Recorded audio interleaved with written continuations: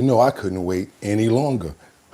Trump, who are they protecting by not releasing the Epstein Files? Let's get into it. Let me fix this camera.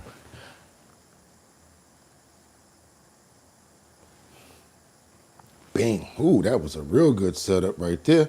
Hope everybody's doing good this morning. Okay, yeah, that's real good. Woo! I just had to do my push-ups because I forgot. I said, man, you ain't do your push-ups. So next thing you know, I had to actually do them while I was in the suit. But hey, it is what it is. Got to put it down. Got to make sure you do what you do before you start your day. If you got your regimen, I understand. Where we at with it right now? Everybody good? Who we got up in the building right now? We got Mark Dorfman in the building. Praying for him. Praying for Rebecca Lanyan Bueno. We're praying for Batty Lynn. As well as, who else is that? Okay, I see Solo Thug, 8995. My brother Jeff Spilker is also up in the building. Hope everybody's having a fantastic morning as well. Who else we got up in here? We got Mike Holmes as well. Let's give a shout out to Casey, who's always here. Let's see who else we got up in here. Just went out on me over there, but guess what? Doesn't even make me a difference. I don't even care. We're going to start this damn thing up anyway. Sometimes it happens and it goes out, and I still got time to try to get us back in the building. Hope everybody's good. Give me 1 second. Try to log back in real quick so I can see what you guys are saying. That's what I'm basically doing over here. So yeah, just give me 1 second. Appreciate you guys. Just kick me out real quick. Sometimes it happens. Where we at right here? Can't let this throw me off, because you know what? It tried to. I'm ready to go. They're ready to go. It's time to start the show. I hope you're ready, yo, yo, yo, yo, yo, yo. Whoa. My favorite day of the week, Monday. Gotta pick up those calls. Take some of this energy, y'all. Positive energy. Bling, bling, bling. We're ready to go. Bling, bling, bling. They're ready to go. Bling, bling, bling. Don't play with me. Bling, bling, bling. We gotta start the show. Come on. Come on.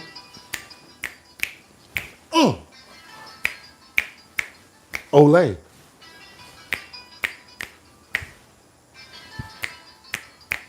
Don't play. All right, y'all. Y'all know what we're doing this morning with those cold October fingertips. We gotta wake up those pores. We gotta wake up those pores. We gotta wake up, wake up, wake up, wake up, wake up those pores. How we always do. Y'all ready? Y'all know what today is, right? Don't be sleepy on me. Don't be acting like y'all tired. Come on, get those pores open, because you know what we about to do, right? And y'all know this. Everybody in the world knows this. Do-do-do-doom. Do-do-do-doom. Do-do-do-doom. Do-do-do-doom. Do-do-do-doom. Do-do-do-doom. Do-do-do-doom. Do-do-do-doom. Do-do-do-doom. Do-do-do-doom. They're creepy and they're kooky, mysteriously spooky. They're all together, ooky. The Addams Family. Their house is a museum. The people come to see them. They're all together, scream. The Addams Family. Do-do-do-do. Sweet. Do-do-do-do. Petite. Do-do-do-do. Do-do-do-do. Do-do-do-do. Petite. Oh yeah, y'all know why I'm open, right? Huh? Cause if pump that beat. It's Monday the 27th. That's right, y'all. 2025. I'm your host, Bugatti NYC, and this here's our bottom line, where we be talking about this and that, and that, and this, and this, and that, and that. Where we be talking about this and that, and that, and this, and this, and that. Just got me lit. That's right, y'all. keeping in the theme of Halloween. Y'all know what it is. It's almost Halloween. We got 4 more days until Halloween. Y'all remember that movie? 8 more days till Halloween, Halloween, Halloween. I used to be scared to death for that Halloween movie. How many people here actually celebrate holidays, actually celebrate Halloween? I know a lot of people don't, but you know, some people do, and to try to get off stress sometimes, I actually play along sometimes, even though myself, I'm a marketing person, and I know it really has a lot to do with money, because what the hell is a Toyota-thon? I always say that, especially when it comes down to people when they try to say stuff like, you know, Halloween like Christmas and things like that. Because marketing people, you know what we do? We use those days to sell our products. So what we look at it is like, you know, all that Black Friday stuff and everything, it's all like a real play to actually make money. I'm just trying to get myself back in. I was locked out just now, so I want to really be able to see what you guys are saying right now. Give me 1 second so I can log back in. Hope everybody's doing good this morning. Y'all got to be patient with me. Sometimes things happen. You know, sometimes things happen. Give me 1 second. About to log in right now. All right. I'm actually up, but I want to be able to rock with you guys when it comes down to your text message, wait a minute. Oh, my bad. That's the wrong one. Yeah, you guys are gonna have to bear with me for a second. Sometimes this happens, you know, whatever. And I'm not even gonna be angry about it because we're gonna keep on moving. I gotta get in though. I wanna see what you guys have to say this morning. Yeah. Come on in the building, y'all. Come on. We all in here. We in. We just loading up right now. Thank you guys for chiming in. Want to make sure you guys see me. Yeah, it's me. It's me. It's me. Okay, I got it up now. So now I can see what you guys are actually saying. I don't want to ignore you. Want to be able to see what's going on in the chat over here. So I have to get in and make sure that I'm in sync with you guys. All right. So now that I'm in, I see what's going on. Now I can view the show myself, view your channel. And it's a good show we got lined up today, you guys. I just need you guys to bear with me. That's about it. Really good show. We got everything from Epstein. You guys can see it up in the thumbnail this morning. We've got a lot of everything that we've been trying to catch up on as far as our trending topics. We've got everything from current events, from the tariffs to everything. So just come on in, bear with your boy, because we about to tear it up. Now, where was I at as far as the intro? You know what we're gonna do? We're not even gonna play around right now. We're gonna pass the intro and we're gonna get to work. So you know what I'm gonna do right now? Since I can see what you guys got going on, and woosah. Hope everybody's having a fantastic morning. It's your boy BOOGOTTINYC. And like I always told you, you could have went anywhere. But the fact of the matter that you came here to chill with me, I appreciate you. We got a lot to get into this morning. Hope everybody's having a fantastic morning. Let's get into those prayers. That's right. You can't go wrong when you talk to God and you say, I love you, and when you pray, and he can fix everything. So let's go. What we about to do right now, we're praying for Nina. We're praying for Luigi. We're praying for Batty Lynn. We're praying for, who else is that in the building? We got the bees. Double tap that screen and let's go. We got Josh in the building. We got Luigi, Jeffrey Spilka, and my sister Rebecca Lanyen Bueno chiming in from Grand Rapids, Michigan. I'm ready to go, y'all. Like I always tell you, you could have went anywhere. But the fact of the matter that you came here to chill with me, I appreciate you. I got a fully loaded clip, and guess what I'm going to say to you guys right now? Going to need you guys to try to stay on point, stay on topic, so that we can have a great dialogue this Monday morning. And guess what? You got to get up because it's time to go to work. So you know what I'm going to do right now. You know what I'm going to do? You know what I'm going to say? I got 5 on it. I'm going to stack 5 videos at a time. I'm going to need us to stay on topic so that we can have a great, successful show. That's all I'm going to say. My job is to play these videos and make sure that they go in a great oriented way. And your job is to do what? Get rid of the trolls and make sure we stay on point and stay on topic. And also, you know what I'm going to say? Let's get into these titles. Let's go. What do we have here this morning? We have Trump. Who are they protecting by not releasing the Epstein Files? Powerful men, many people in this book right here that Virginia Giuffre has made. This is Nobody's Girl. I tell you guys, really serious book. If you want to really get in depth about those powerful men, go get this book. And you'll definitely get a lot more information and know much more in depth about what's going on besides the files. Trust me. Now we're going to keep on moving forward till the government has been officially shut down for now, not 26 days, it's 27th day. I want to know what you guys think about the fact that the government has now been shut down for its 27th day. We got about 5 more days before the first hits. Snap. Federal agents have not been getting paid. Food stamps, you guys, what are people going to do? There's a lot of stuff going on. You see all these TikTok videos with people talking about they going in and walking out with food. Let me know what you guys think. Because last but not least, what do we have here? We also have Pam Bondi puts multiple Democrat leaders on notice for breaking the law. Many Democrat leaders are telling people how to get away from ICE, how to divert situations, and also putting a light on where they're actually set up. It's not legal to do stuff like that. Can't even follow them or anything like that. But guess what? They're claiming that, alleging that Democrat leaders are doing that. We're going to get into it. Again, I told you guys, we're not playing. It's time to get right into it. It's Monday morning, you guys. I hope you had a fantastic evening. It's time to go. Let's go. It's time to break into this right now. Let me get this audio up for you right now. Got to get some China information coming up because I really think that this trade deal is really imperative for us to make. And I don't even see it as being completed yet. In the beginning of the story, they say, oh yeah, we got it done. But when you really break down to it and get into the nuts and bolts, everything's not tightly wound the way it needs to be. Yeah, they spoke about everything. They keep speaking about stuff, but can you close on something so that we, the American people, can stop feeling the bite of this trade war that you guys have going on? Let's go. Let's get into it. Fox News alert right now, President Trump in Malaysia for the... Why is everyone using ninja transfers? Ninja transfers is definitely killing them.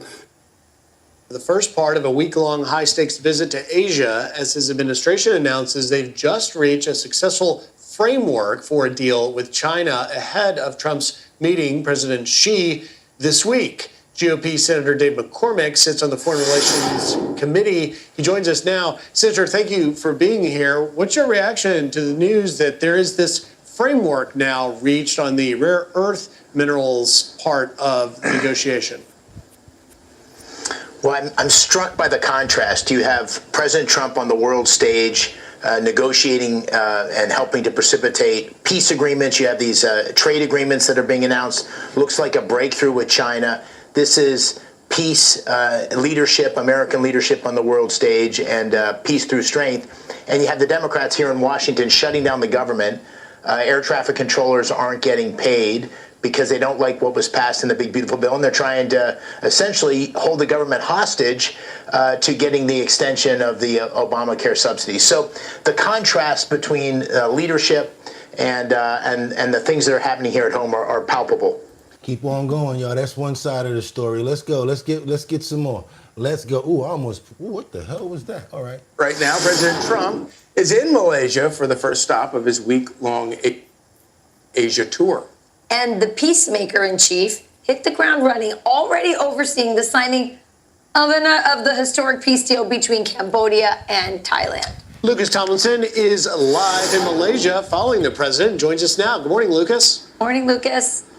Well, good morning, guys, and good morning, Rachel. President Trump beginning his 3-nation Asian swing, really 4 if you want to include Qatar, when President Trump made a brief stop for fuel and the Emir and Prime Minister of Qatar came aboard Air Force One. But let's get to the itinerary. As you just said, President Trump is here in Malaysia today and just presided over a formal peace accord ending the conflict between Cambodia and Thailand. He heads to Japan tomorrow to meet Japan's new conservative Prime Minister, the first female leader of Japan, who loves heavy metal, and Margaret Thatcher. Then it's off to South Korea Wednesday. Here was President Trump earlier here in Malaysia. Today's signing represents just one of 8 conflicts that we've ended in 8 months of the Trump presidency. I'm very honored to have done it. We saved millions of lives.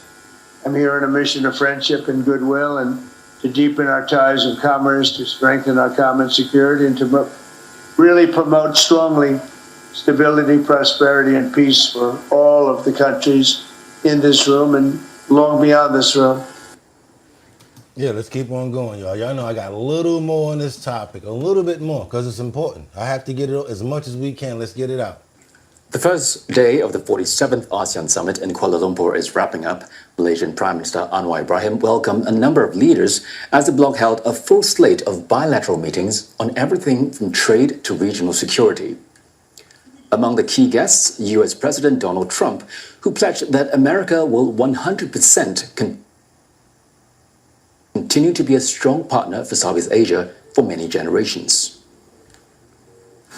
1 year ago, we were in a different position, but now we're in the best position we've ever been. And I really do. I say it's the golden age of America, golden age of the United States. Together we'll create incredible prosperity for the nations on both sides of the Pacific Ocean and to seize new opportunities for all of our people. Japan's new Prime Minister Sanai Takaichi also took the stage, extending her gratitude to ASEAN leaders and reaffirming Japan's support for a free and open Indo-Pacific. But one leader appeared virtually instead of in person, India's Prime Minister Narendra Modi.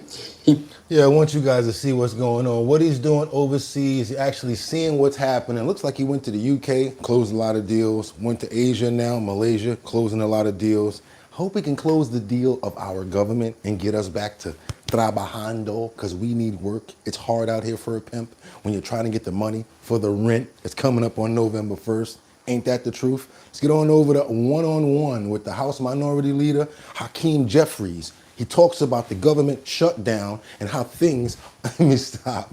Let's get on over to our brother Hakeem Jeffries and let him do his hand gestures on us right now. But before that, we got to talk about Kingston, Jamaica. That's right. I keep on forgetting to bring this up, and we're going to pray for Jamaica because there's a few hours before they're about to be hit with Melissa. And man, if you know anything about Melissa, I know one lady named Melissa, and she was hard to deal with. So if this what do they call it? A tornado that's coming through Jamaica is anything like the Melissa I know, let's pray for Jamaica. I pray for Jamaica right now, you guys, and I want to just show you guys a little bit of information before we move to our next story. Amen. Amen. Here in Kingston, Jamaica, the capital city, about 1 million people who reside here, and everyone is bracing. This is the calm before the storm. We are about 24 hours until initial major impacts with this heavy rain and winds. This track is tricky. It depends on where the landfall occurs, how west or how east it is to the capital city of Kingston. And that's an issue based upon what could occur here with so many different people in jeopardy. You heard about Jamaica, right, guys? People on the island nation of Jamaica. And everyone in the past 24 hours has realized the severity of what is ahead on this storm. Jamaica, of course, everybody knows we have a history. We had Gilbert 37 years ago, and now we're having our first major hurricane since then. The government is very prepared. However, the infrastructure may just not be as ready. So we're busy cleaning up the drains. We're busy getting the homeless off the street. And we're busy making sure that all our first responders are equipped and resourced to work for the next week or so, handling the disruptions, We're staying here for a minute. power cuts, We're gonna stay here. Flooding, and any of the eventualities that comes with hurricanes like this. We are preparing for multiple feet of rain, 2 to 3 feet of precipitation. The potential for catastrophic wind fields that may come in based upon the track of this. I mean, we're looking at maybe wind gusts over 150 miles an hour that could decimate structures here in Kingston and other areas. And Haiti already got hit. On significant damage. Haiti already got hit. Continues along this current trajectory. So we've asked persons to not wait until it gets to a point that it's difficult to evacuate or to save you, but rather to take early action. And traversing the city of Kingston, so many people preparing and getting last-minute goods. Stores have closed already, shelves have been emptied, and in some of the communities and the neighborhoods, there is a nervous feeling as to what is headed here. Hurricane Melissa is a monster, and government officials know that. And they know that the aftermath of this storm could potentially be historic, and aid will be needed. I know it can feel isolating when you're on an island and you're cut off if you don't have communication or anyone, that you feel forgotten. But there have been people that have been preparing supplies and pre-positioning aid for a while now. And a lot of people are from the islands and they want to give back to their communities. They're donating. Our warehouse in Miami has been sending pallets nonstop since Beryl, and will continue to do that throughout the Caribbean region. It's not just supplies, it's hope in the box, and knowing that we're going to be here for the long term as long as it takes. But the problem with all of this is will the airports be functional? You have the airport here in Kingston, which sits on a barrier island, and that will be compromised by storm surge, wind, and these heavy rains. Yeah, it's coming, y'all. They better get ready to buckle down and bear it down right now. Batten down the hatches, Jamaica. We are praying for you, and we hope that it's not that devastating. We hope that it passes. We hope it passes you over. Amen. We're going to keep on moving forward now. Where we going right now? What we got? Oh, no, we got to... Okay, what we got? Come on, let's get on over to Washington. A senator wonders what will happen as the government closes and votes to pay, voted not to pay the government and federal workers. What's happening right now? SNAP is breaking down. Okay, we got that, no food stamps. Then we got another situation here where, oh no, my bad. Got to get around to Hakeem Jeffries. I can't keep moving too fast. Let's go. Let's get into Hakeem and see what he had to say. That's nearly a month of uncertainty for federal workers who don't know when they will get their next paycheck, and small businesses, depending on the government, are also in a lurch. And now add in people who receive food stamps. According to a new memo obtained by CNN, the Trump administration says it will not tap into billions of funds to cover benefits next month if the shutdown continues. More than 40 million Americans who receive food assistance would be affected as the shutdown rolls on, with no end in sight. Let's discuss more now with House Democratic Leader Hakeem Jeffries. Leader Jeffries, great to see you. So Republicans say it's on Democrats to get the U.S. government back open. So what will it take to get things moving again? Well, Republicans control the House, the Senate, and the presidency, and from the very beginning of this year, they've adopted a my way or the highway approach and continue to try and jam their right-wing ideology down the throats of the American people, including when they passed the One Big Ugly Bill, which had in it a $186 billion cut to nutritional assistance, the largest SNAP cut in American history, and they did that so they could reward their billionaire donors. Our view as Democrats is that we want to sit down with anyone, anytime, any place, either at the Capitol or back at the White House, to reopen the government, to enact a bipartisan spending agreement that actually meets the needs of the American people, while at the same time decisively addressing the Republican healthcare crisis that is crushing the American people. When's the last time you or anyone has reached out to Speaker Johnson or other Republicans to say, let's sit down at the table, let's talk, whether it be on Capitol Hill or at the White House? Well, earlier in the week, Leader Schumer and I reached out directly to the White House requesting a meeting with Donald Trump before he went back out of the country as we approached now day 26 of the Trump Republican shutdown. Of course, Donald Trump indicated he had no interest in sitting down with Democrats, and that in fact has been the case for the last 26 days while the government has been shut down, while services are not being provided to our taxpayers, and while hardworking federal employees are being furloughed or forced to work without pay.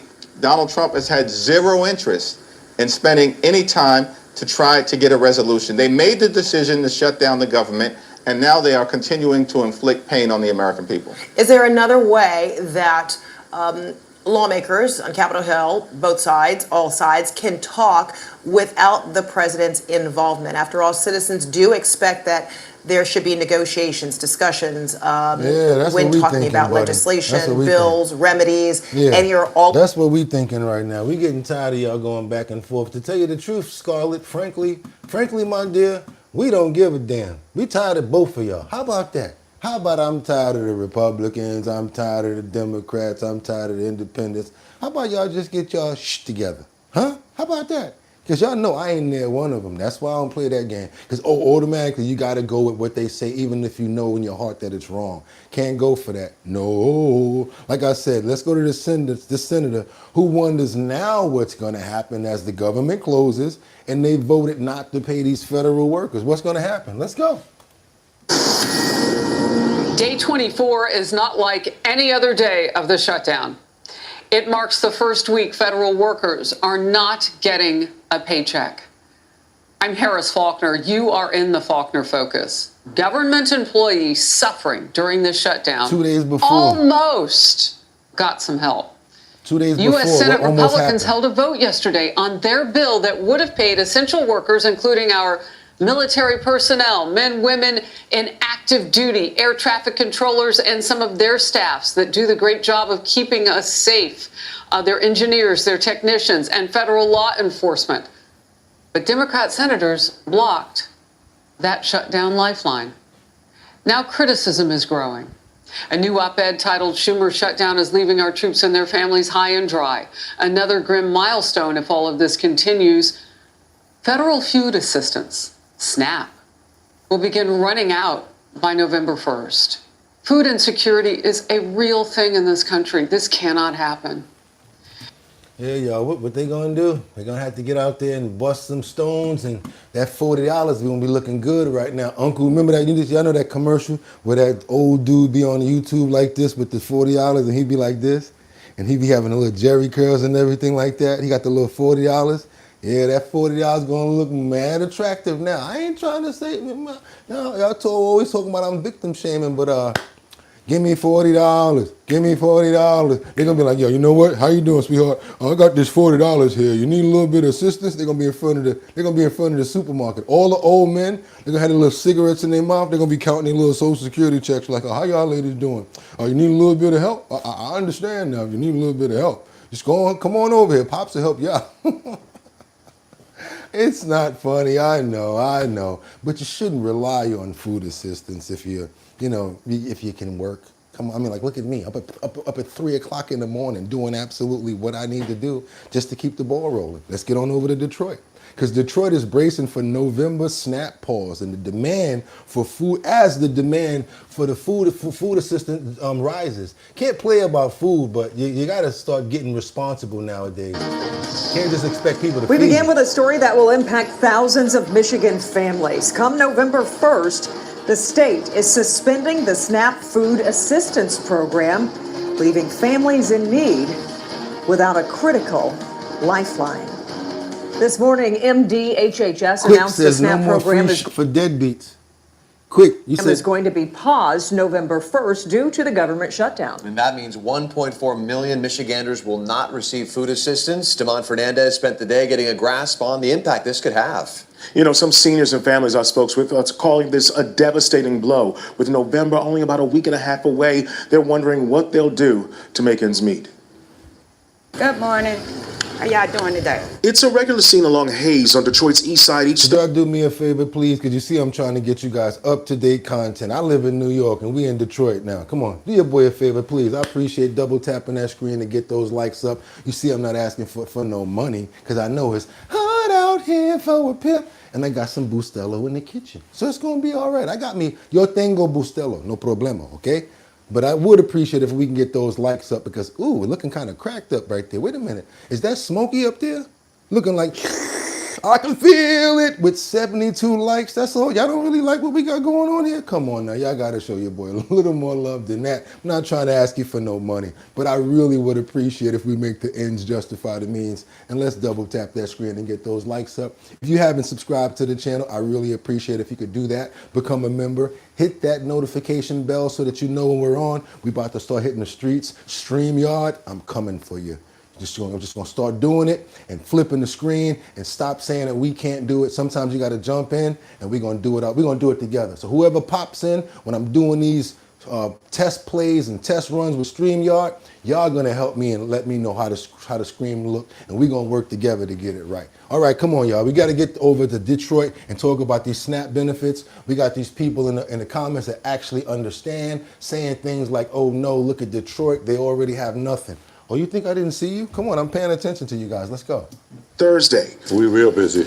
I mean, real busy. Cars lining up for blocks and volunteers busy loading vehicles with food outside the Second Canaan Outreach Ministry. And the line is definitely increasing. Lines increasing? Yeah, increasing more and more. Volunteers say it's a reality. The demand for food assistance in some cash-strapped communities like this is high. And the federal government shutdown, neighbors say, is only making things worse. People are really struggling, and things is getting real tight, people not working, out of work. The Michigan Department of Health and Human Services announced on Thursday the federal government issued a directive to temporarily stop SNAP benefits for November. The Supplemental Food Assistance Program is helping many Metro Detroiters get by each month. This woman named Monet told me she has 5 children. Are you nervous? Yes. This is about a week and a half away. November. What's going through your mind right now? I got to get out here and try to make sure that I'm able to survive. And that's not it. Some seniors are also nervous about the SNAP funding pause and access to other federal programs. Carolyn Webb told me she's on a fixed income. By the grace of God, I'll be okay. That's just the way I feel. But, it's a lot of people out here that's going to suffer. Now, Carolyn, she's a different story. The one before her with the bonnet, and she had at least about 3 months worth of extra meat on her back. So she was good. She was already a big back. So she was good. She had that. But her, she's older. Can't expect this old lady to take care of herself without these. She needs her money. They're already suffering. About 1.4 million people in Michigan receive SNAP benefits, and the volunteers here expect the weekly crowd will grow even larger. Thank you. Have a good day. I'll see you next week. We do the best we can to serve our neighborhood. And for now, the Michigan Department of Health and Human Services is encouraging participants to contact their local SNAP office should they have any questions. Meantime, I'm already hearing from some local business owners who are already trying to come up with different ways to help the community through this challenge. 1.4 million Michiganders, it's across the board. This is the effect this is having. All right, y'all, that's not just going to be Michigan. I'm sure a lot of other people have been getting their notifications on their phones, letting you know that November SNAP benefits have been canceled. I don't know if you guys know about that. Just keeping you guys up on point about what's going on. They have cars. I don't even have one. Okay, don't worry about no more. Don't worry about them likes. Let's get them subscribers up. Let's get working. I wouldn't give them crap. Grand Rising. Hey, how you doing, Thomas? Let's get those numbers up, you guys, to make the ends justify the means. I really would appreciate that, because now we got to get on over to, what's that? Oh yeah. Ooh, I knew it was almost time. Do do do do do do do doom doom doom doom doom doom doom doom Sherman's having relations. Sherman's having relations. Sherman's having relations. Hercules, Hercules, Hercules. I said Sherman's having relations. Sherman's having relations. Sherman's having relations. Hercules, y'all know who I'm talking about. I'm talking about none other than Sherman Clump's mother, AKA, allegedly, Tish James. Sherman is having relations, you guys. Letitia James pled not guilty in her federal charges. You know why I always call her Mother Clump? Because I always tell you guys, she could play the role and does not even have to use makeup. All she needed is some lipstick and a fat suit. That's why we always refer to Letitia as AKA Mrs. Clump. What's going on? Yo, Bugatti, you should stop doing that. Stop doing that. What's going on with her now? This justice system, which has been used as a tool of revenge. Sherman's having relations. And a weapon against those individuals who simply did their job and who stood up for the rule of law. Hercules. And that's New York Attorney General Letitia James after pleading not guilty in a Virginia federal court to 2 felony charges of bank fraud and making false statements to a financial institution, which all stem from a favorable mortgage that she received back And claiming that her father was her boyfriend or her husband, right? in 2020. Joining me now is Florida Congresswoman Anna Paulina Luna, an integral member of the House Oversight Committee. Congresswoman, thanks very much for being here. Well, we're in a government shutdown right now, but I know that your Oversight Committee has been looking at all of this. What can you tell us? Look, I know we are eager to get back and dive into this, but Letitia James obviously had accused the president of a lot of things. And isn't it ironic that the evidence is showing that she's actually guilty of what she was accusing him of being guilty of? So People in glass houses shouldn't throw stones. Now you know what the definition of that means. Don't talk shh if you're doing the same shh as somebody else is doing. I am hoping that justice is brought forward. A lot of the American people are very frustrated that these people seem to be walking free. Well, we just spoke with Lee Smith about the Russia collusion story, and of course, we all witnessed it, had a front row seat of this lie that Hillary Clinton's team came up with to take down her political enemy in Donald Trump. What are you expecting from this investigation? Do you see a conspiracy having played out? Oh, most certainly. I think that this is expansive, something of which Tulsi Gabbard, when she released those files from ODNI, of which I know that the CIA director Ratcliffe had actually discovered when he was over at ODNI. I'm not getting into that because we don't know what the HE-double hockey sticks you're talking about, but we appreciate the story before that. And we want to know what Vladimir Putin says when he responded to Trump canceling the U.S. summit. You know what? Trump probably said, man, I done had so many conversations and sit-downs with you. You've been promising since day one that you was going to end this war. You're making me look bad. I'm ending all these other wars and you making me look bad. So why am I going to sit down with you? I mean, come on at this point. We got some translation going on here, but let's go.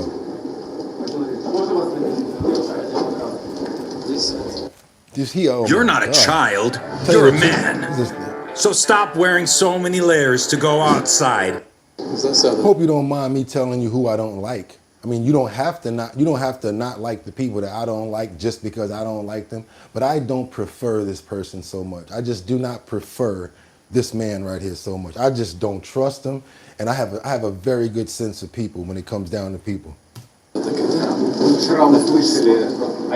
Yesterday, we again heard a new statement from the President of the United States regarding whether there will be a meeting with you or not, and concerning the Ukrainian crisis. Almost simultaneously, American sanctions were introduced against Russian oil companies. Today, the European Union imposed another round of anti-Russian sanctions. Now, toilets, motorized toys, puzzles, and tricycles are banned. How can you comment on all of this? The fact that they have canceled the purchase of our toilets, that will cost them dearly. In general, it seems to me they would actually need them in today's situation if they continue to pursue the same policy toward the Russian Federation. As for the statements by the President of the United States, well, what can I say? In our last telephone conversation, both the meeting itself and the place where it was to be held were proposed by the American side. And I agreed with that, shared my thoughts in this regard, and said that, of course, such meetings must be well prepared for both me and the American president. It would be a mistake to take this lightly and to leave such a meeting without the expected result. I must say that the President of the United States agreed with this, fully agreed, and said that on their side, a number of officials from the current U.S. administration would work on preparing this meeting. Okay, so you're talking about prep talk and what's possible. He already said he don't want to meet with you, man. What the hell are we going to get to the bottom line of that? What's going on with that part? I don't want to meet with him because he's not talking and giving me no days of when he want to end this. And again, somebody in the comments said, I like Putin. You can like him. I just don't happen to prefer him. I actually like who the other girl that y'all don't like? I actually like Jasmine Crockett. I think she cute, believe it or not. How about that? See, I told you. Never know who you like and for what you like it for. And if y'all got a problem with that, guess what? 70s baby, we call people pretty and stuff like that. Get over it. All that. Oh, he said he like beauty. All that stuff like that. We don't play that over here. We could say the FAG word. We 90s over here. We 80s over here. We still say retard, all that. As long as I don't get kicked off and all of that by YouTube, say what you want. I don't care. Just don't disrespect nobody. You know what I'm saying? Now, I can't even say that in two. I can't say that in two regards because it's kind of like I'm negating one thing for the other. What I'm really trying to say is stop being so soft in your conversation. Stop being a ussy. And, you know, if somebody says uck in their sentence, so what? They said fuck. Don't be like, oh my God, he just said a curse. Where's your spine at? Where we at, people? Where we at? We act like we're smart, but we're not. We're 40th in education. Let's be real about it. Come on now. This is that platform. Let's go ahead. We're going to get into some Ghislaine Maxwell information, how she got her riches, and we're going to just start stacking this deck right now. Why I don't think, personally, this lady needs to get out of prison. You're taught that predators are old men in alleys. You're not told that a friend, a socialite, a woman can be a predator too. When Epstein was first arrested, it's hard. I recommend you guys see this. I'm giving them some props right now because this is very detailed if you haven't seen it already. A 4-year-old Netflix special. And that's what you got to do sometimes. You got to go back to know what's going on now. Because you understand how people change the news and change information. Go back to the origination of stuff and really find information. Like how I know about rap in the beginning and all the stuff now that they're saying is nothing about the truth. Hard to know why Maxwell was not arrested at the same time. I met Maxwell and Epstein when I was just 16 years old through my sister Maria Farmer. We were both abused, and I'm going to be testifying in her trial. Without Ghislaine's help, Jeffrey Epstein could never have abused more than 500 victims. I hope that Maxwell is held accountable. I gotta go back. This is 4 years old, and they're talking about her, things that she did, and now we got her inside of a minimum security prison. Because why? After time goes by, things wind down, and next thing you know, she gonna be home.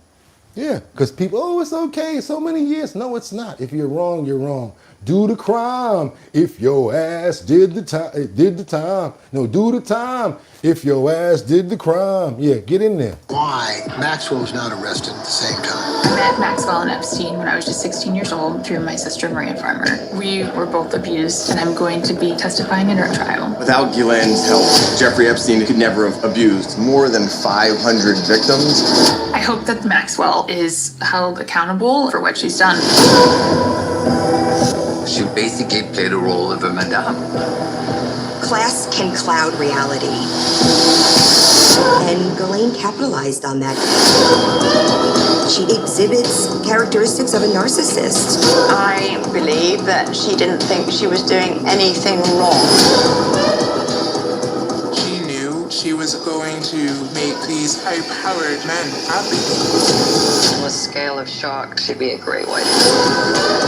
On a scale of shark, she'd be a great white. Ooh, that was crazy. I'm using that in a bar. On a scale of shark, call me a great white. That was fire. The most eagerly anticipated criminal trials.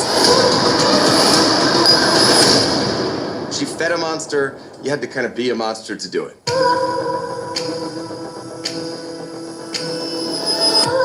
Yeah, go ahead, y'all. Netflix, Filthy Rich. You heard what they said? To feed a monster, you got to be a monster. Let's get on over to Pam Bondi. She's puts multiple Democrat leaders on notice. Double tap that screen. Let's get those likes up, you guys. Also, I recommend it. I'm heavy into it right now. Go ahead and pick up that book if you have not got it already. Nobody's Girl by, y'all see it. Y'all see it? Nobody's Girl. Virginia Roberts. Check it out. Y'all need to get that. U.S. Attorney General Pam Bondi is here. All right, so Lori Lightfoot, JB Back Ribs Pritzker. JB Back Ribs Pritzker, yo. U.S. Attorney General Pam Bondi is here. All right, so Lori Lightfoot, JB Back Ribs Pritzker. They're doxing. They're telling people the whereabouts of ICE agents. Is that legal? No. And Jesse, first time I've seen the Lori Lightfoot video was just now on your show. She will be getting a letter from us tomorrow to preserve anything that she's done as well to make sure that she's not violating the law. It appears she is. You cannot disclose the identity of a federal agent, where they live, anything that could harm them. Pritzker, same ballgame with him. And, Pelosi got a letter today from Deputy Attorney General Todd Blanche. So did Brooke Jenkins, that DA in San Francisco. We told them, preserve your emails, preserve everything you have on this topic, because if you are telling people to arrest our ICE officers, our federal agents, you cannot do that. You're impeding an investigation, and we will charge them if they think they have not met me, because we will charge them if they are violating the law. We will protect our federal agents. They're out there working nonstop, as you're showing right now during a shutdown.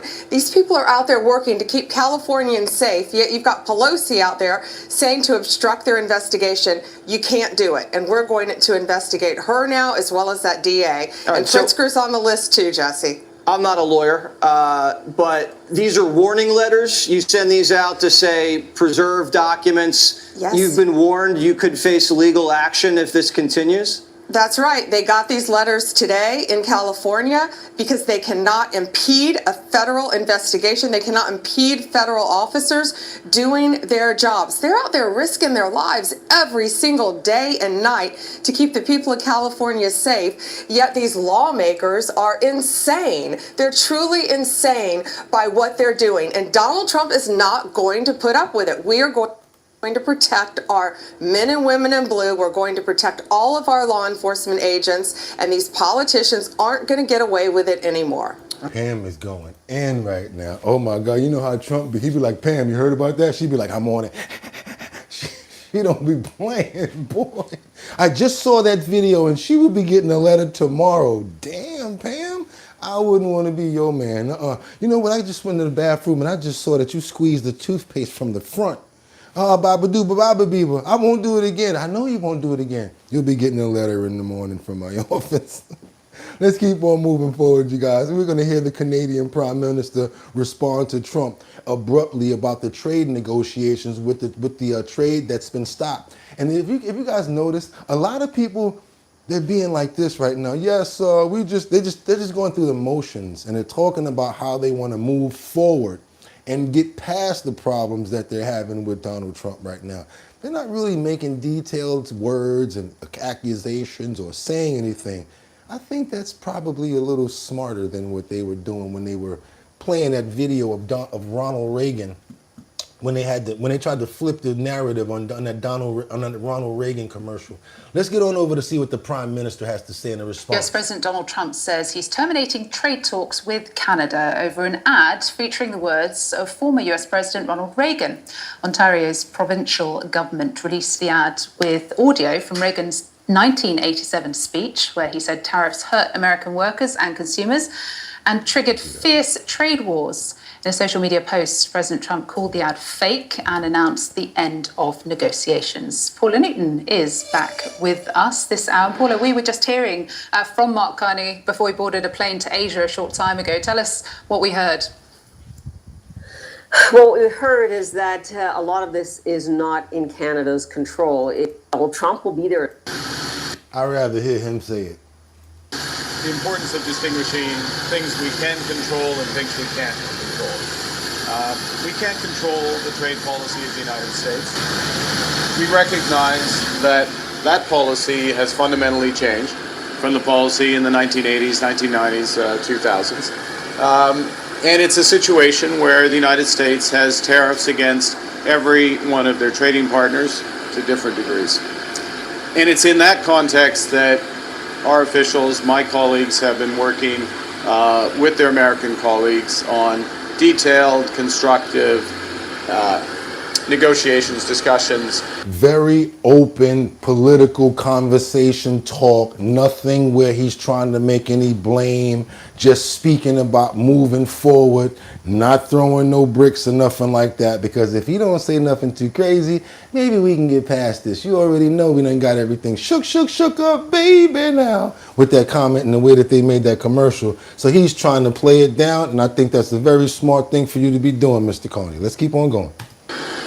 On specific transactions, specific sectors, steel, aluminum, and energy. And a lot of progress has been made. Yeah, this video will be seen.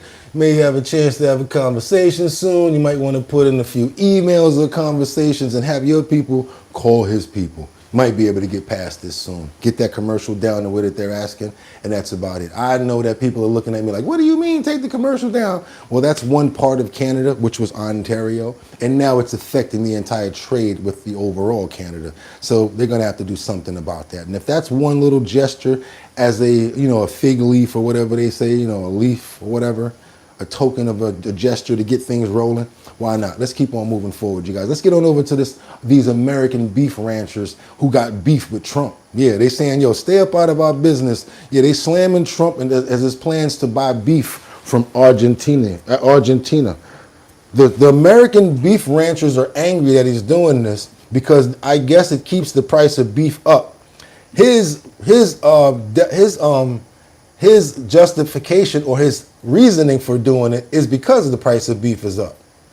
It's just a fundamental issue. If you can't have a sensible, principled position on net. Oh no, that's not the one. That's that net zero thing. This is it right here. We got to go over to Flame On, and I'm not talking about Johnny Flame.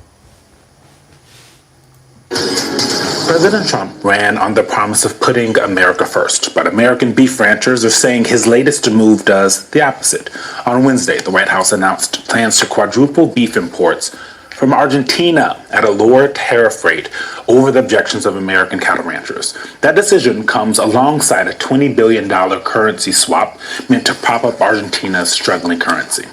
Administration officials say the goal is to ease rising beef costs, but critics call it a political favor tied to Trump ally Argentinian President Javier Milei, whose party faces midterm elections tomorrow.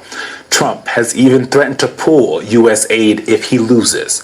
Meanwhile, back at home, Trump's move is drawing rare pushback from across the political spectrum. Senate Majority Leader John Thune, who represents South Dakota, a major beef-producing state, told Semaphore that while the president says he wants to lower costs, quote, this isn't the way to do it. Here's how American ranchers are responding. I think probably what you've heard a lot today is we should just allow our markets to dictate the price of beef. I think most people out here would have the view that the government should just be pretty limited and not kind of meddle in the free markets and let us handle it naturally. Well, we are extremely concerned with the plan, but probably more importantly, we are just flat disappointed that this is the approach that the president has taken. We understand what he is trying to do, but what he does not realize is that in trying to bring the price of beef down for the consumer, it means he's going to bring down the price being paid for cattle for U.S. producers. So basically, and on the reverse of that, let's tell the truth about what you're trying to say. Also, cattle rancher man, you're trying to say we want to hold our position and be able to keep the beef price going up because we the ones that control it. You get this beef coming from other places. That's like somebody coming on your block, setting up, coming out there doing their thing. You're like, yo, I'm already over here doing my thing. Yeah, but there's room for everybody. No, it's not. That's what that beef cattle rancher is basically trying to say. Trying to say, you know what, it's a fair and free market. The government shouldn't have anything to do with it. I do agree on that regard. Let's say you sell hangers. And next thing you know, the government comes in and say, hey, you know what? We're doing this with hangers. We're going to bring in a whole bunch of people. We got a whole bunch of hangers we got coming in from, China or India. We're going to make the price of hangers 1 cent. That's going to make you pretty angry as well, especially if you're dominating the market. You know what I mean? So that's where their anger is at. That's where the anger lies. Like we're dominating the market right now. We actually appreciate the fact that the price of beef is up and we're controlling that. I know a lot of consumers out there like, probably not even mad at Donald Trump for doing that. What do you guys think? I like to know because there's many ways that you could be thinking about this. If you're a carnivore, maybe you like beef, you don't have a problem with it. If you're not, you don't even care. Like myself, I love the cows. I like the way they're just chilling. I don't want to see them die. But the other people who are like swayed either or, I want to know what you guys think. Sorry, bacon is deadly. Try vegan. But people will potentially pay less for beef. What consumer men? I paid $2.69 for a dozen. Okay, I see you guys are in there and y'all staying on point. I appreciate the fact that you're doing that. Let's get on over to Barrington, Illinois, where a small town, North Carolina, has a 126 mile per hour police chase. And guess why? Because the police officer got her car stolen and they had to get behind this guy. Check this out. This went kind of crazy.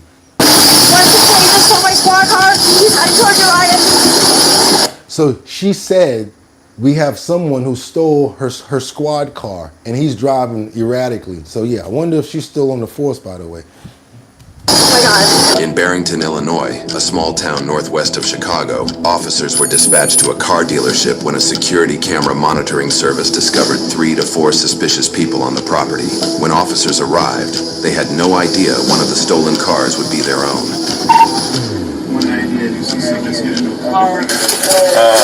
Other units can come in off of Dundee Road. They're coming out with a Porsche. They're stealing cars out of this lot. Leading with a Porsche, high-rated visa. He tried to block the exit. Another Porsche stolen. 190, they just rammed me. They're ramming the gate. Get on the ground! Get on the ground now! Get on the ground! Get on the ground! What the hell with the ground? I'm out. Get on the ground, motherfucker!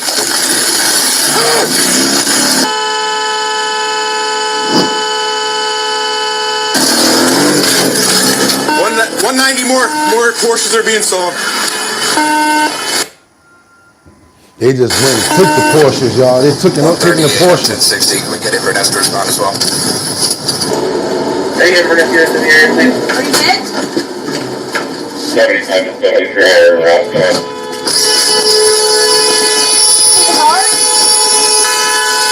190 black SUV Porsche headed eastbound on Dundee Road, and there was also another Porsche left southbound.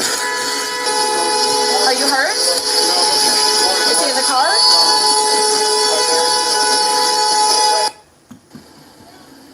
So now, as she over there with him, he gets out the car and he gets up in her car.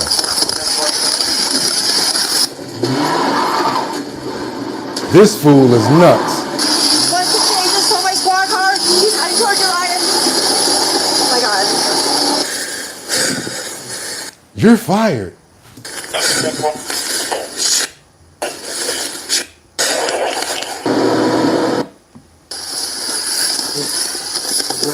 Now, common sense would tell you to take the keys out of the car, fool.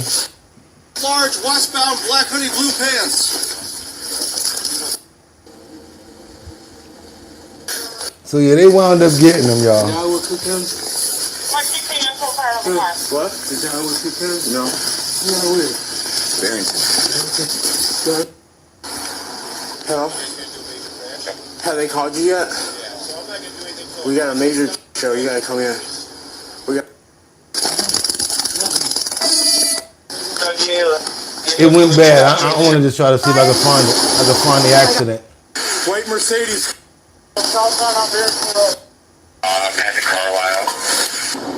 Mercedes coming out at a high westbound on Dundee Road. They went through the gate, hit my car again, and they're gonna go southbound on Barrington Road. I'm sorry, you guys. This is a 17-minute clip. 126-mile-per-hour chase of the stolen police car. Midwest Safety is the name of the channel. 126-mile-per-hour chase. You know I can't stay on clips, but for 2 minutes I was trying to get you guys as much information as possible. But we got to keep on moving forward to the Bronx, where this idiot illegal dirt bike driver was not stopped by the police, and because there's no police in New York, and he winds up pow-powing a pair of 2 women after almost crashing into them. He got angry, drove back up to them, and pow-powed them again while they were in their car. So yeah, I want you guys to see this right here. This is pretty crazy. We got a lot of action going on as far as vehicular. This is recent in the Bronx as well. 17 hours ago, man on a dirt bike wanted for pow-powing 2 Bronx teens after a near collision. So he got peed off and swung back and pow-powed at them, meaning he was driving around with a pistol on him. At the screen right here, police are asking you if you recognize this man right there. Tonight, the NYPD and Crime Stoppers are asking the public for help identifying him. Authorities say he shot 2 teenage girls while riding a dirt bike. News 12's Erica Lunsford joins us with details and video of the moments leading up to the shooting. Investigators say the shooting happened back in August near the Woodlawn Cemetery here along Jerome Avenue. Now, they say the two girls were shot in the leg but are in stable condition. Now, here's a closer look at to what happened moments before the shooting. Police say the two teen girls were driving in a car together when they almost crashed into the suspect who was riding a dirt bike. After the close call, police say the shooter pulled out his gun and fired 2 shots into the car the teens were in, hitting them both in the leg. You can see in the video he was last seen wearing a black hooded sweatshirt, jeans, and white sneakers. If you have any information to help investigators track down the suspect, you are encouraged to contact Crime Stoppers. From Woodlawn, Erica Lunsford, News 12, The Bronx. How many people here knew that Biden and Obama didn't really get along? I didn't really know that. Did you guys know that the Bidens and the Obamas didn't really get along? Well, here's some shocking information on the Bidens and Obamas about when Joe was, vice president and he was planning on running for president. I think they have a problem with Michelle and maybe, what's her name? Jill Biden. They don't really get along. Check this out, you guys. Let's get into it real quick. Well, a new book is revealing more details about how former President Biden really felt about his ex-boss, President Obama, in those weeks before he dropped his 2024 campaign. The book is claiming, quote, Obama had been trying to get in touch with Biden for about 2 weeks, but his calls had not been returned. Obama reached out again after Biden suspended his campaign, but the two men would not end up speaking until shortly before the Democratic National Convention 4 weeks later. Our next guest, a Biden White House insider, says this isn't at all surprising. Michael De La Rosa served as Jill Biden's press secretary, and he joins us now to explain. Welcome, Michael. We're hearing that they went to a restaurant recently. They were in the same restaurant, never even said hi to one another. Whoa. I've always suspected that Jill Biden is really the one who has beef with the Obamas. What say you? Rachel, I can always rely on you to giving me the most uncomfortable and pleasant topics for conversation about my party. I think there's no love lost between the two families, and it kind of goes back, and it's been widely reported now. It's no secret. I'm not giving away trade secrets. Look, President Obama never picked President Biden as his running mate to be his successor.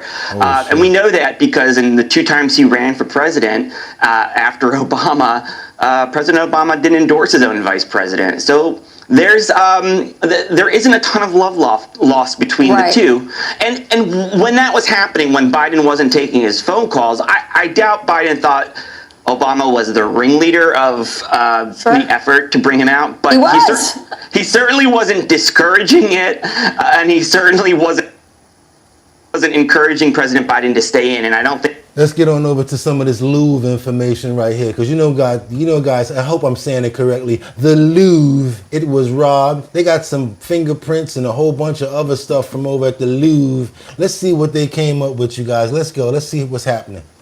The Louvre reopened to the public today for the first time since the jewelry heist on Sunday.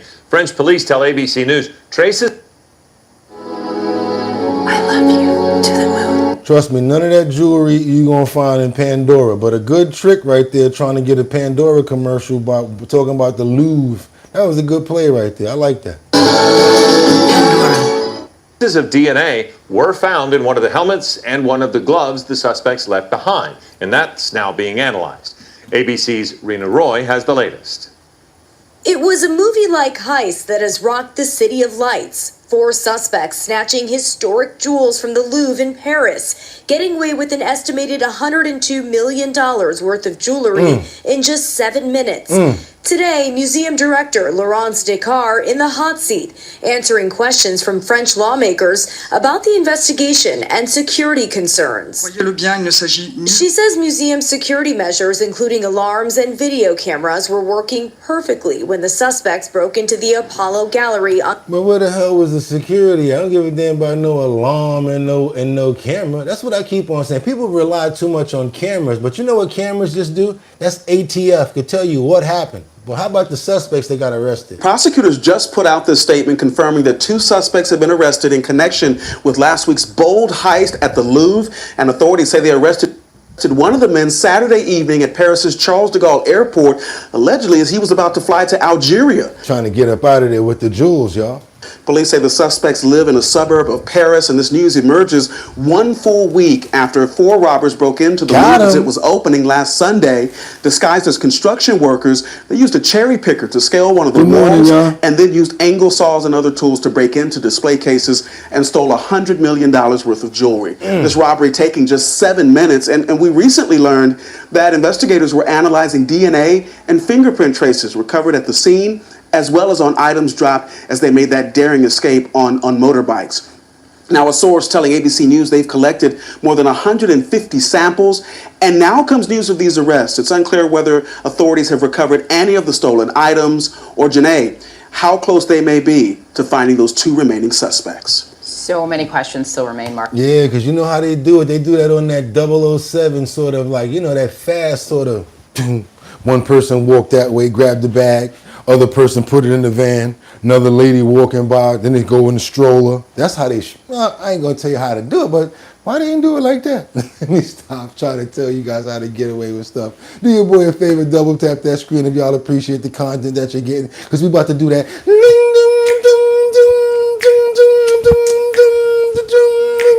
Now, what y'all want to do? You want to be ballers, shot callers, brawlers, who be dipping in the spins with the spoilers. That's right. P. Diddy reportedly had a shiv to his neck. That's right. They said that somebody put it to his throat, you guys. That's the news we're reporting right now, because they're saying that he didn't have a too good time while he was in incarceration. Diddy, obviously just starting out his time, well, not just starting out, but starting out his... Imagine bringing your side project to life just by thinking about it. Meet Base 40. His official sentence since being sentenced not too long ago, and I think suffice to say it's not going well so far.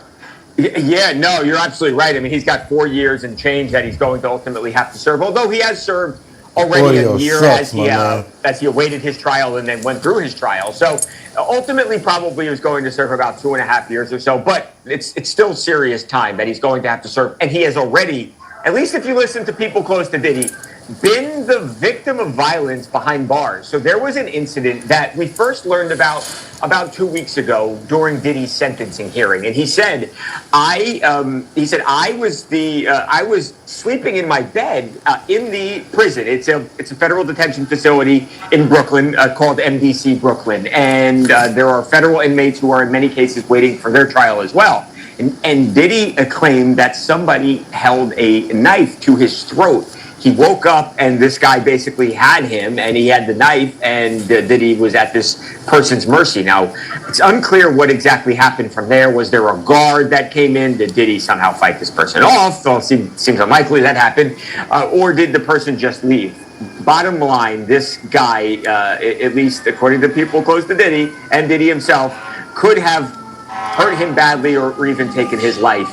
And I think that was something they wanted known during the hearing because they wanted the judge to take some pity on Diddy. It probably didn't help ultimately because he does get the 4+ year sentence. But again, this just is something that is the reality of life for Diddy right now. He was trying to get a transfer. It's a guy who's worth hundreds of millions of dollars who is now living in a prison cell and will be at least, again, for the next 2.5 years or so. So, Michael, obviously it was kind of like an intimidation tactic, right? It didn't seem like they were actually trying to hurt them. One of Diddy's friends, and that's why the story is kind of has gotten a little bit more attention now today, because one of Diddy's friends has come out and spoken about it as well. And according to the friend, it sounds like the guy said something to the effect of, "I could hurt you at any time." And yeah, y'all. So that's what happens when you get locked up and they ain't letting you out. Gotta know how to scrap. Hey, don't do the crime if you can do the time. Keep your head up. Don't do it. Let's keep on going, y'all. What we got over here? We got to keep on going over to Queens now. This is the perfect example of what can happen when the police are actually around. Even if it's a retired police officer. Sad situation where we have a mother and a 5-month-old girl who get rescued from the East River by a off-duty retired police officer. I want you guys to see this right here. Check this out, because it could have ended in a very bad way. Here we go right here. Let's go. Here we go right there. Evening, everyone. I'm Tanya Rivero. Joe is off tonight. We begin with the water rescue this morning. It happened at Herman McNeil Park in College Point. Authorities do not believe this almost tragic incident was an accident. Eyewitness News reporter Lucy Yang joins us live from the scene with the latest on the investigation. Lucy? Seems like she was about to take her own life and her baby's life. Y'all do me a favor. Stories like this, I like to get them out to let more people get aware of what's happening and how they can be more vigilant and paying attention to what's going on. Only reason we really like to get those likes up to let more people know what we got going on over here. Really appreciate it if you guys can do that. Let's keep on moving forward. Let's go. Lucy.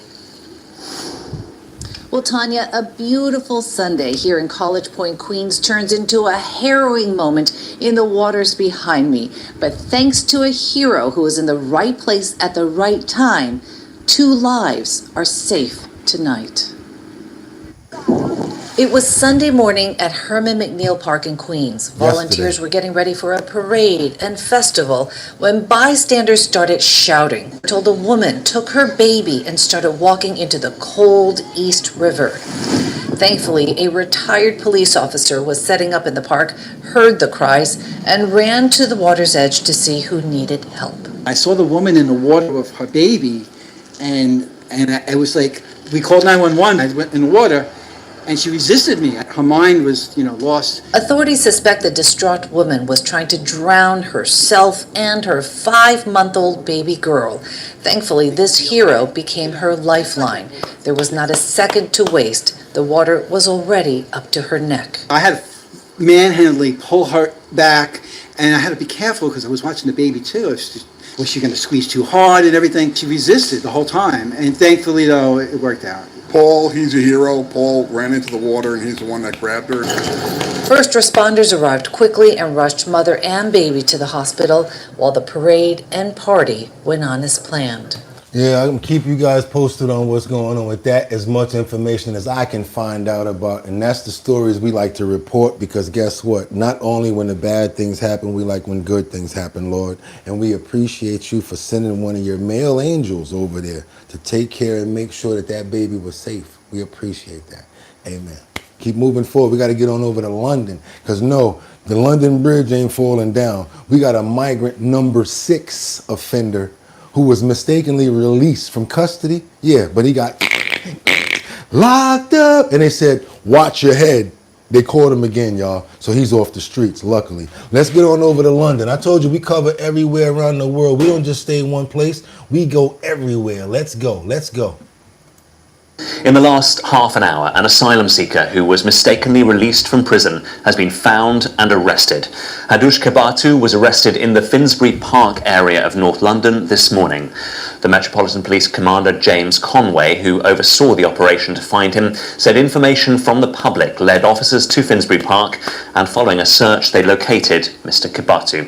He was detained by police but will be returned to the custody of the prison service. Kebatu was jailed last month for sexually assaulting a 14-year-old girl and a woman in Epping, east of London. He was let go in error on Friday while being transported to a deportation centre. Nick Johnson has this report. Newly released CCTV shows Hadush Kebatu. I feel I may have entirely misunderstood him. I've been doing this hard. I'm not buying this bullshit. I don't care. Keep on playing it. I'm not paying for YouTube. I'm not. Don't give a damn. We're going to keep on watching the commercials. Whatever. In Dalston Library in the Hackney area of East London at about 6 o'clock on Friday evening. He's carrying a bag decorated with pictures of avocados.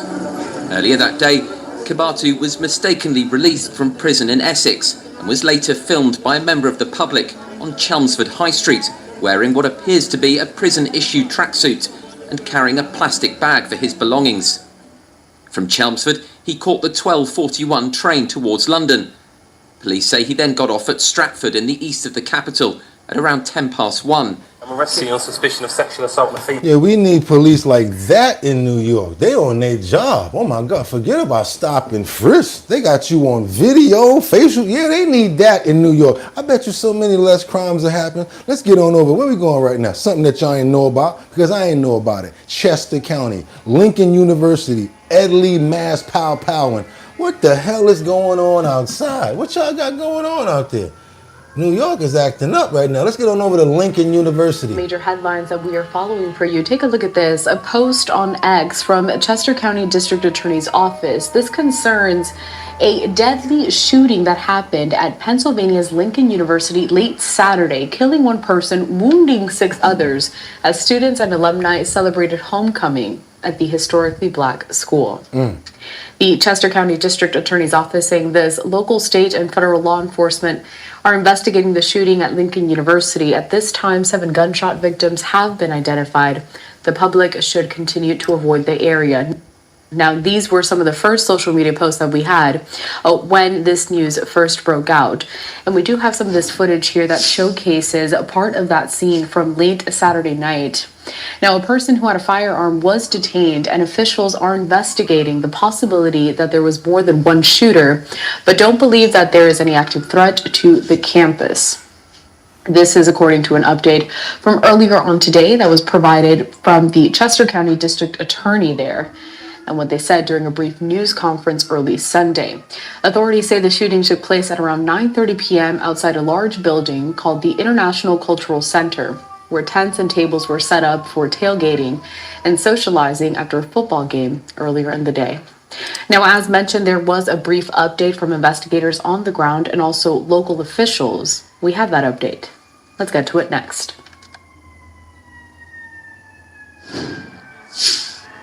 This is a devastating night in southern Chester County at Lincoln University.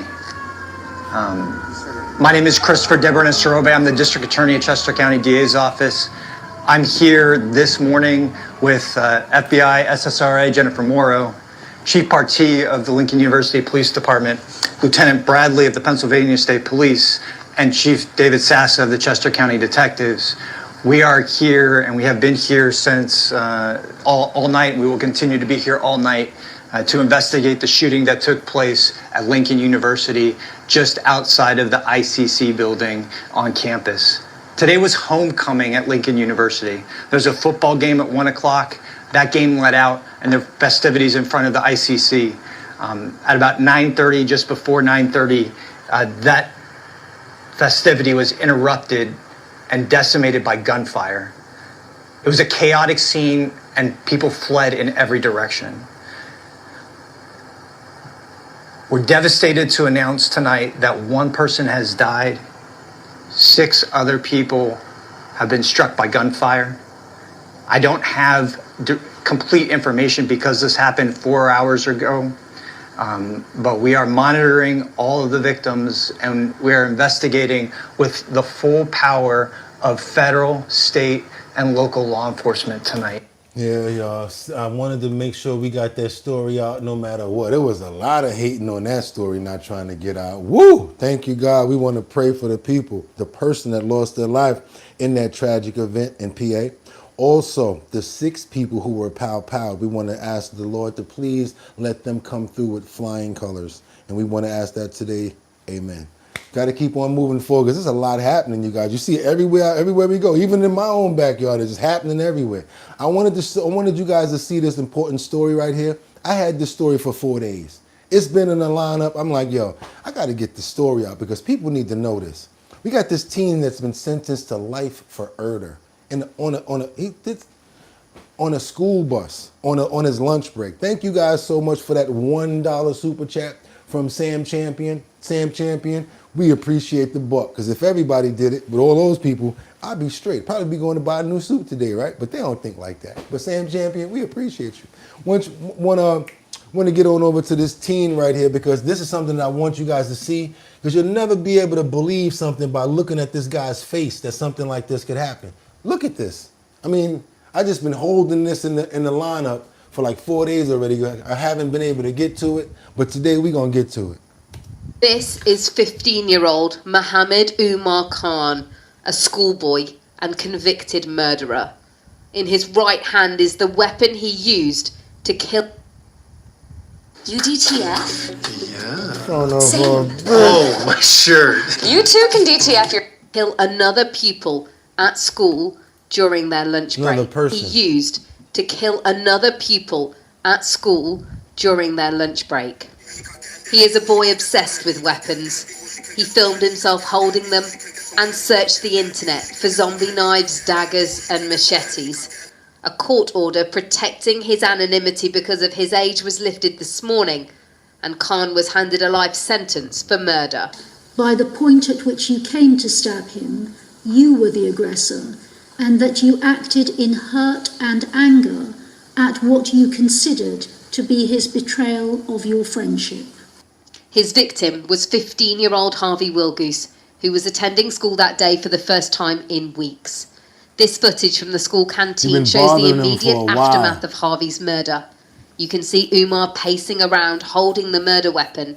His teacher is gesturing for him to put down the knife as other students run away and barricade themselves in nearby classrooms. There were that many children that were there that had been affected, that had been, they've been cared for now, some hadn't even been back to school. It's just devastated so many people, and so that's one of the reasons why I wanted him named. Umar said he took this scary-looking knife to school for protection, but the judge said Harvey was no danger. He was seen pushing Harvey in the corridor hours before the stabbing. Umar had a history. Now watch Harvey as he puts his hands behind his back to show this little demon that he don't want to fight. The kid in the blue, he doesn't want to fight. He just want to actually be friends. Why don't you stop doing this crap? Of becoming angry and violent at school, and he had a difficult family life. Police had visited him at home after his mum found an axe in his school bag. Hindsight is a wonderful thing, but I think realistically we have to look at what powers are open to the police, and it's hard to see what could have realistically happened in that scenario that would have prevented that from ever occurring. This teenage boy didn't just end the life of his friend. Harvey's family say he's taken their lives as well. The court was told that the opportunity to rehabilitate is not lost on Mohammed Umar Khan, but he must now serve a minimum of 16 years in detention before even being considered for release on licence for killing his classmate in the school grounds. For nothing. You killed the boy for nothing. You're already going to have some mental imbalances going on. It don't make no sense to let him out no time soon, because he's going to wind up doing the same damn thing again. Want to pray for the soul of the child that lost his life, as well as to give strength to the mother that's going through this agonizing time right now, as well as all of the children that were affected by it running in their classes after he committed this horrible act. You guys, we're going to have to be much more diligent in taking care of responsibility at home when it comes down to our children. I'm going to say that again. Amen. Got to keep on moving forward right now, because now we're going to Brooklyn. We got these illegal vending sparks controversy at a Brooklyn, Queens border plaza. Stop video. Wait a minute. Okay, yeah, let's go. Yeah, this is what I want to talk about. We got this illegal vending going on in Queens. And what's happening here is, we got people that's out there trying to advocate for the illegal vendors. Now, a couple of vendors, no problem. 2 or 3, okay. But when you get into the entire street lined up, now you're affecting the economy and you're affecting the businesses. What if you're a store owner and you sell sneakers and they outside selling sneakers? Or they're selling socks and you sell socks? That's going to hurt your bottom line and going to make it hard for you to pay your rent. And it costs thousands of dollars, many thousands of dollars, to rent anything in New York, if you know what I mean. So how would you feel if you're a business owner and the whole sidewalk is just full? Oh yeah, you look at it like, oh, I'm a consumer, I can get whatever I want, don't got to go in the store. But you notice what's happening now? Stores are closing. I went to 3 stores last week. They was talking about the final ending sale. The M&J's, the thrift shop on M&J Garments. That's on 32nd Street and 6th Avenue, going out of business. I walked across the street to get a blanket. He's going out of business. Everyone is going out of business because what? The economy is suffering. You got people on the streets that's taking the cuts. Check it out. And so this is a bustling area, and it has been for quite some time. Just take a look at some of the vendors here. They've been here from sunrise to sunset. This has become the center of a growing debate over how the city manages space, safety, and fairness here at the Brooklyn-Queens border.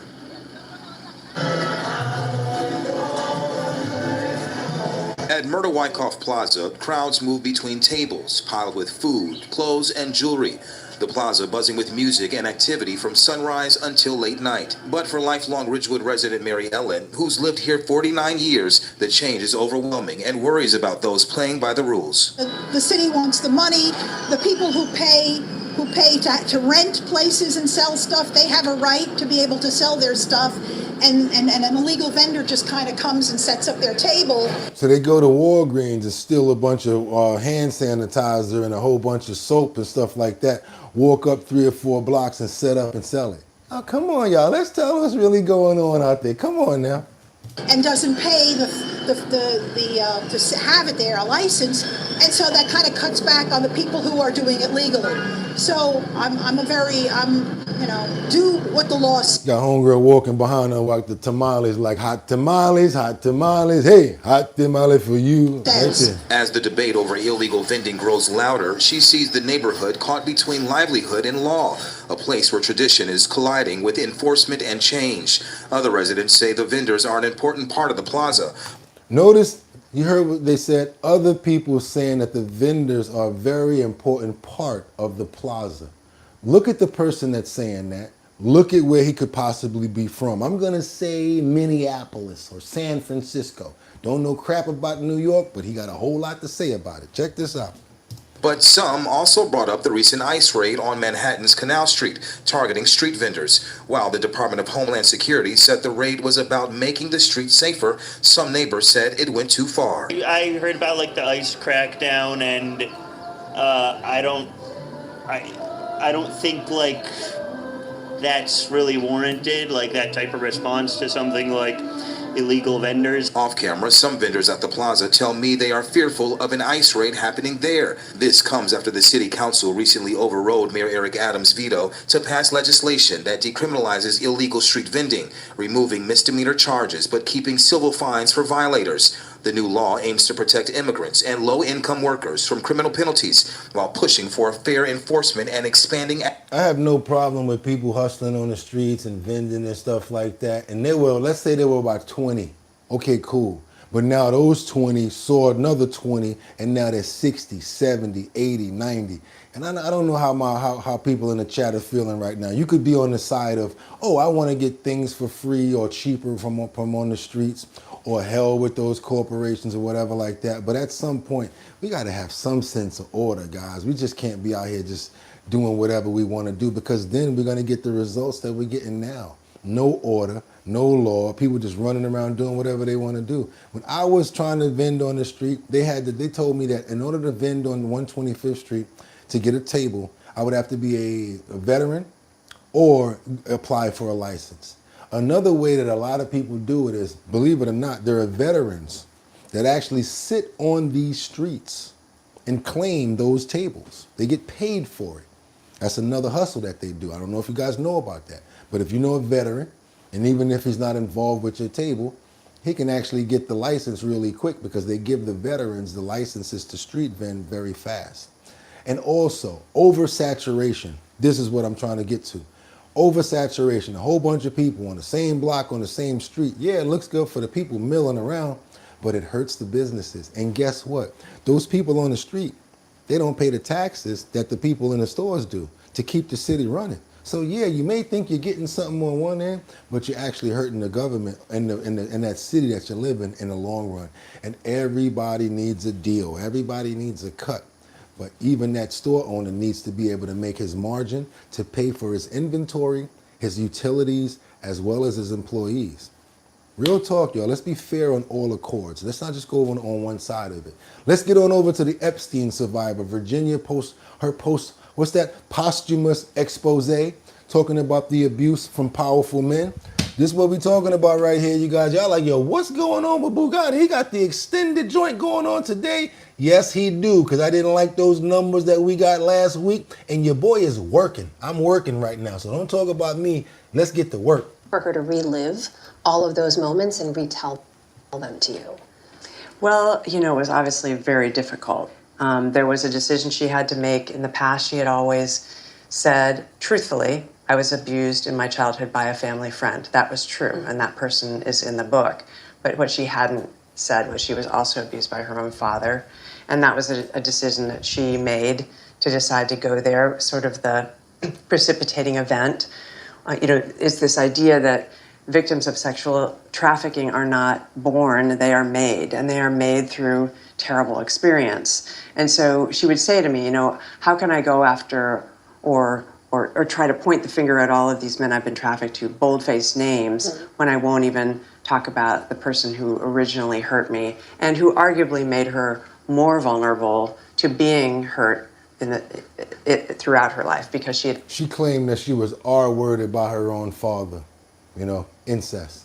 Had these early experiences. It was painful, but she felt like it was necessary. Mm-hmm.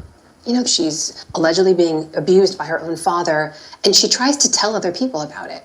They're at a family excursion on a big family camping trip, and in front of extended family, she confronts her father about this. She says what he's been doing, and no one reacts. In fact, her father actually takes her into the camper van and allegedly beats her inside there.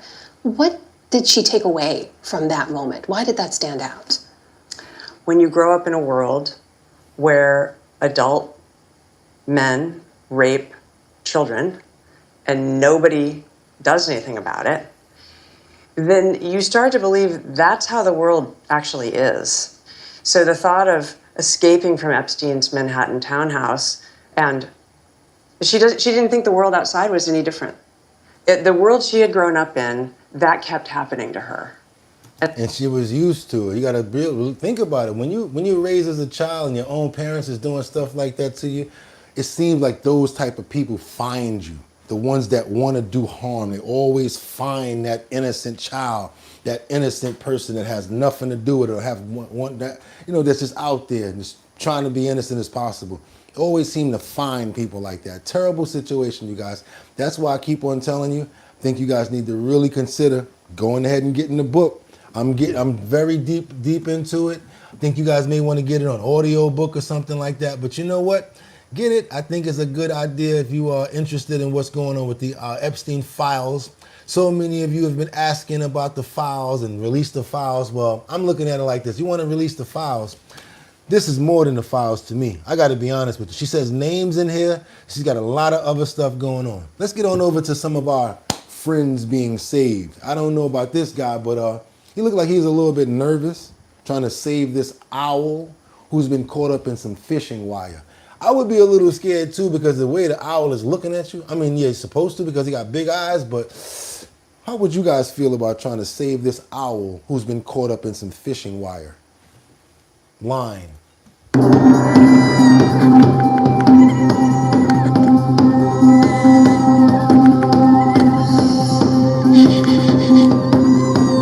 A hiker immediately tries to free the poor thing.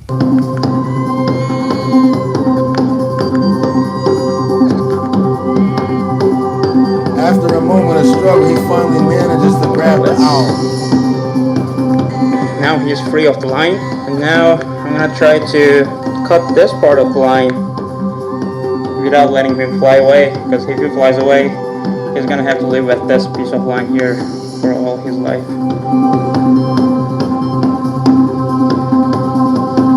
Okay, I think now he knows I'm friendly. He said, I think now he knows I'm friendly. I think he just needed somebody to help him, and he was willing to let anybody help him at that point, hanging like he was a stunt man. Okay, looks pretty cool. He looks pretty pissed at the same time. He has mixed feelings. Okay, this is pretty badly tangled. Calm down. He's letting you do it. Go ahead and take it. Don't die on me. Please. He said, don't die on me. Alright, I'm gonna have to take this risk. I'm gonna leave him on the ground. I don't think he can fly anyway, so I can use my both hands. The frightened owl is starting to calm down. but still needs to work fast and carefully to get it free. See, these are the type of people that I like, saving animals, no matter how small it is. Spread that wing out. Spread that wing out. There are no lines attached to him. He's free to go. I hope his wing isn't broken. I think this is a baby owl. He looks pretty young, pretty small. Ow! Can he fly?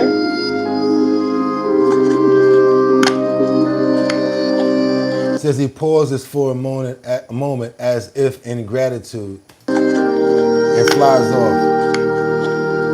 It's okay. He flew back across the lake, so I think we saved him.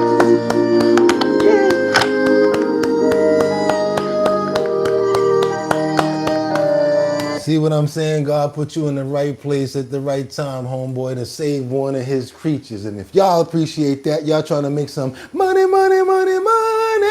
hit that link in the description and you guys can make up to $750 today. I saw one for $500 and there was another one for $250. So if you guys are trying to make $750 in surveys, hit that link in the description. Open up the description. Hit one of those surveys, and you're gonna make some money, and I'll be able to make some money too. If you have a business, might be a mobile lawn doctor, mechanic. I don't know what you do. Real estate agent. I want to help you guys get your business promoted. How I'm gonna do that? Send over your promotions in a 1080 by 1080 size frame, and we're gonna put it up in the post notification area. And that's all you got to do. Make sure it's 1080 by 1080. We're gonna put it up in the post notification area on YouTube. They require the size to be 1080 by 1080. Send it on over to bridgethisllc@gmail.com. That's bridgethisllc@gmail.com. Also, y'all know what's about to happen. We got that Show Your Talent search that's coming up with myself, Bugatti NYC, and my DJ.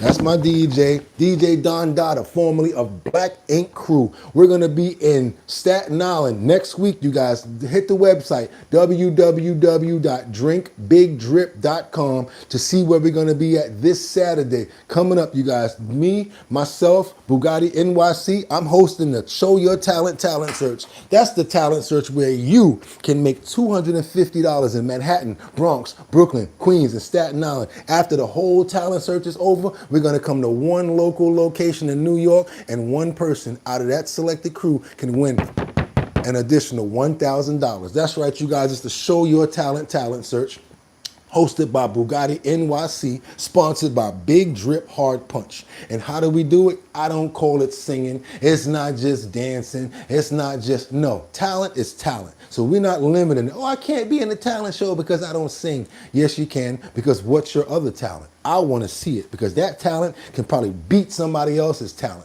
I told you, a lady can walk in with some fried chicken, and guess what? She just beat the person that's saying, hi, Bobby, because it's not about that. It's about the overall talent of the person. We're not limiting talent because the world doesn't limit talent, and we're not doing it ourselves. If you want to be a part of the talent show, go to the website, www.drinkbigdrip.com. Fill out, put your email in the mailing list. We're going to let you know where the next location is going to be at. You show up, as long as you're over 21, take a sip of the Big Drip.